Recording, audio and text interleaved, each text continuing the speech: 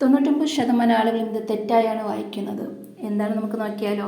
നമ്മൾ letter A, നമ്മളെ English ആൽഫബറ്റിലെ A എന്ന ലെറ്റർ നമ്മൾ എ എന്നാണ് നമ്മൾ എപ്പോഴും വായിക്കാറുള്ളത്.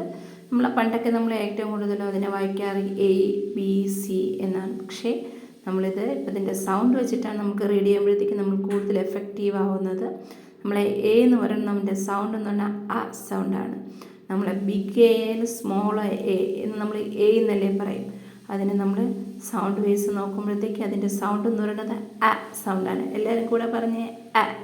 നമ്മളെ എ എന്ന് പറയണത് അതിൻ്റെ സൗണ്ട് എന്ന് പറയുന്നത് അ സൗണ്ടാണ്. നമ്മൾ ആപ്പിൾ ആപ്പിൾ എന്നാണ് പറയാറുള്ളത്. അല്ലാണ്ട് ആപ്പിൾ ഏപ്പിൾ അങ്ങനെ പല സൗണ്ട് നമ്മൾ യൂസ് ചെയ്യാറുണ്ട്. നമ്മൾ കൊച്ചുകാലത്ത് നമ്മളും അതിനെ തെറ്റായിട്ടാണ് റീഡ് ചെയ്തിട്ടുണ്ടായിരുന്നത്.